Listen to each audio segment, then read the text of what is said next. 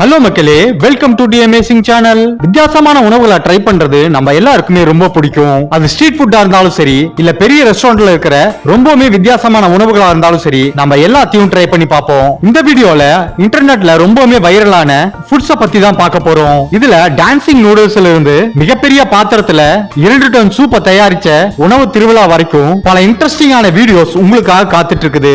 So வீடியோவை கடைசி வரைக்கும் ஸ்கிப் பண்ணாம பாருங்க. வீடியோ பிடிச்சிருந்தா மறக்காம லைக் பண்ணுங்க, உங்க ஃப்ரெண்ட்ஸுக்கு ஷேர் பண்ணுங்க. வீடியோ பார்க்கிறதுக்கு முன்னாடி நம்ம சேனலை சப்ஸ்கிரைப் பண்ணாதவங்க மறக்காம சப்ஸ்கிரைப் பண்ணி பக்கத்துல இருக்கிற பெல் ஐகானை கிளிக் பண்ணுங்க. அப்பதான் நான் போடுற வீடியோ உடனே உங்களுக்கு கிடைக்கும். இந்த செஃப் ஒரு இசை பிரியர் போல. ஏன்னு கேக்குறீங்களா? இவர் உணவு சமைக்கிறதே ரொம்பவுமே வித்தியாசமா செய்யறாரு. அவரு அதை இசையோட கலந்து செய்யறாரு.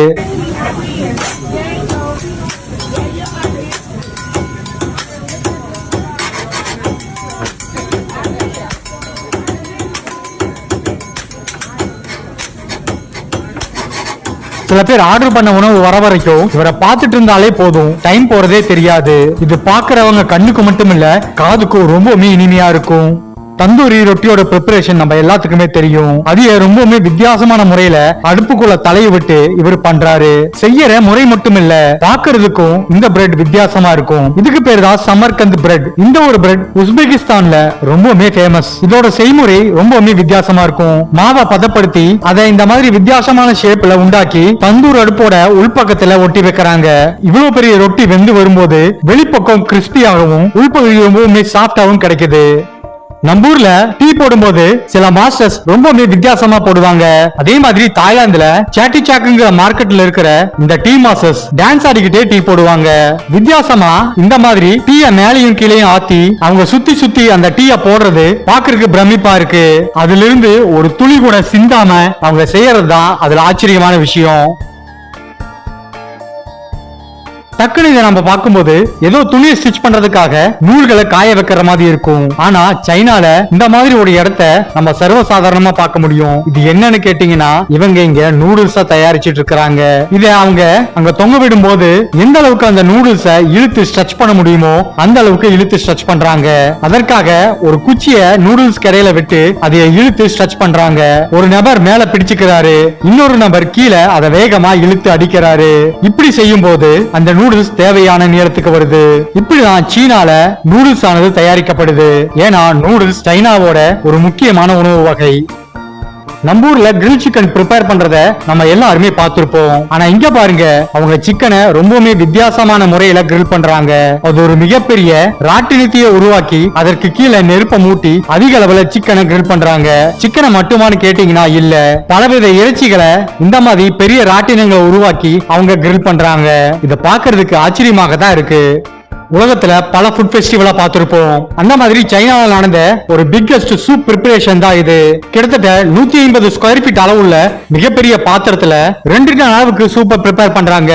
அத அங்க இருக்கிற மக்கள் எல்லாத்துக்கும் ஃப்ரீயாவே கொடுக்கறாங்க. இத ஒரு ரெஸ்டாரண்ட் அவங்களோட பிராண்டோட ப்ரமோஷனுக்காக இந்த ஃபுட் ஃபெஸ்டிவலை பண்றாங்க. ஜப்பான்ல மட்டுமே கிடைக்கும் இந்த ஒரு ஸ்ட்ரீட் ஃபுட் கண்டிப்பா உங்களை வியக்க வைக்கும். நீங்களே பாருங்க, இந்த சிறிய ஒரு உருண்டை எவ்வளவு பெருசாக போகுதுன்னு. ஒரு ஸ்வீட்டான மாவை பசஞ்சு அது மேல வெள்ளை எல்ல போட்டு எண்ணெயில இந்த மாதிரி பொரிச்சு எடுக்கிறாங்க.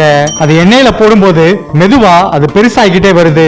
கடைசியில அது எவ்வளவு பெருசாகுதுன்னு நீங்களே பாருங்க. ஒரு ஃபுட்பால் சைஸுக்கு அது ஒரு மிகப்பெரிய உருண்டையா மாறுது. இந்த வடிவத்துக்கு கொண்டு வரதுக்கு அதை ப்ரிப்பேர் பண்றவங்களுக்கு ரொம்பவுமே பொறுமை அவசியம். இந்த ஒரு ஸ்ட்ரீட் ஃபுட்டை அவங்க கருப்பு நிறத்திலையும் ப்ரிப்பேர் பண்றாங்க. என்னடா இவரு கயிறை வச்சுக்கிட்டு உணவகத்துல ஏதோ டான்ஸ் ஆடிட்டு இருக்காருன்னு நினைக்காதீங்க. சைனால இருக்கிற ரொம்பவுமே ஃபேமஸான ஒரு ஸ்ட்ரீட் ஃபுட் தான் இது. இதுக்கு பேர் தான் டான்சிங் நூடுல்ஸ். வாடிக்கையாளர்களை கவர்றதுக்காக சைனால ரொம்பவுமே வித்தியாசமான முறையில இந்த நூடுல்ஸ ப்ரிப்பேர் பண்றாங்க. சைனால இந்த மாதிரி நீளமான நூடுல்ஸ டான்ஸ் ஆடிக்கிட்டே அவங்க ப்ரிப்பேர் பண்றாங்க. அதனால மக்கள் இந்த மாதிரி வித்தியாசமான ஒன்ன பாக்குறதுக்காகவே அந்த ரெஸ்டாரண்ட்டுக்கு அதிக அளவுல போறாங்க. சின்ன வயசுல பஞ்சு மிட்டாயை நம்ம ரொம்பவுமே விரும்பி சாப்பிடுவோம். இப்பவுமே அது பல பேருக்கு ஒரு ஃபேவரட்டான ஒரு உணவாக தான் இருந்துட்டு வருது.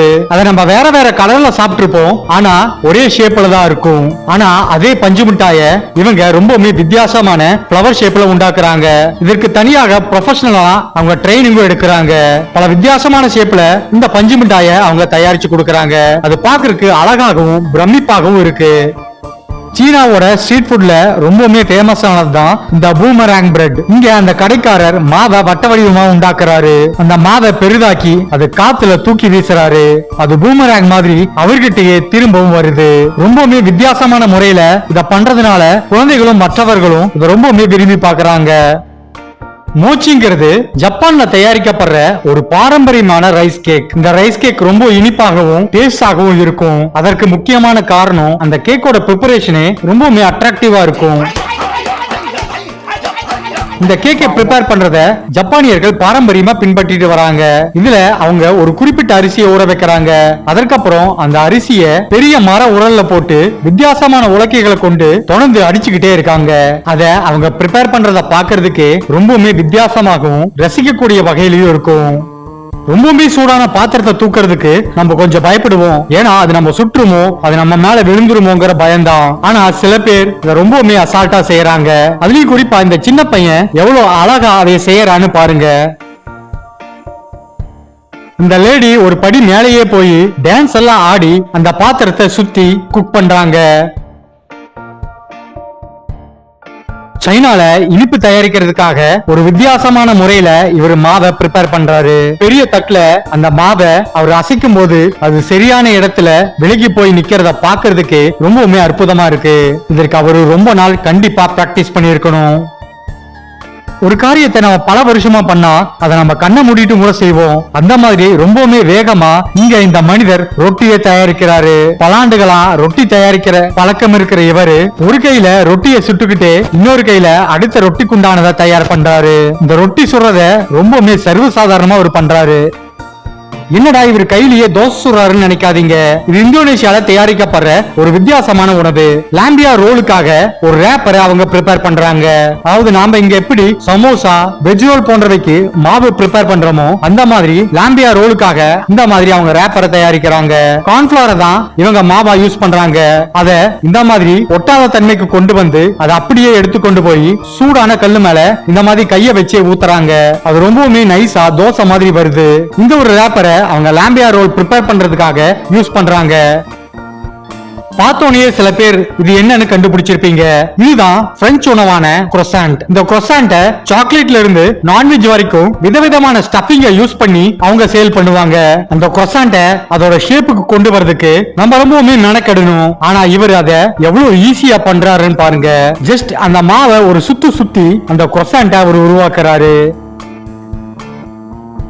ருமாலி ரொட்டி ப்ரிப்பரேஷனை நம்மள பல பேர் பார்த்திருப்போம். ஆனா இந்த ரொட்டி ஆப்கானிஸ்தான்ல ப்ரிப்பேர் பண்ற ஒரு ஸ்டீல் டம் ரொட்டி. ஒரு பெரிய ட்ரம்முக்குள்ள நெருப்ப பத்த வச்சு அந்த ட்ரம்முக்கு மேல மாவை பெருசா விரிச்சு அது மேல போடுறாங்க. அதற்கு முன்னாடி அந்த மாவை நல்லா பதப்படுத்தி 2 கையாலையும் பெருசா விரிக்கிறாங்க. அந்த மாவோட சைஸ் ரொம்பவுமே பெருசானதுக்கு அப்புறம் அந்த ட்ரம் மேல போட்டு சுட்டு அந்த ரொட்டி எடுக்கிறாங்க. ஜப்பான்ல அனிமி பேன் கேக் உண்டாக்குறதுங்கிறது ஒரு தனி கலைன்னே சொல்லலாம். அங்க இந்த பேன் கேக் ரொம்பவுமே ஃபேமஸ். அதை ப்ரிப்பேர் பண்றவங்க ஒரு அனிம் கேரக்டரை பேன் கேக்கோட மாவை யூஸ் பண்ணி இந்த மாதிரி வரையறாங்க.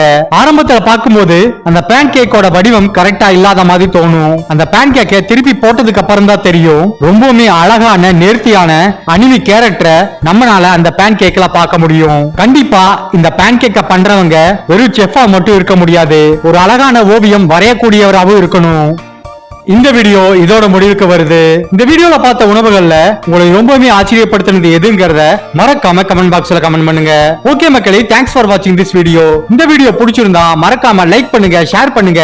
தி அமேசிங் சேனலை மறக்காம சப்ஸ்கிரைப் பண்ணி பக்கத்துல இருக்கிற பெல் ஐகானை கிளிக் பண்ணுங்க. அப்பதான் நான் போடுற வீடியோ உடனே உங்களுக்கு கிடைக்கும். இன்னொரு இன்ட்ரெஸ்டிங்கான வீடியோல உங்களை பார்க்கறேன். பாய்.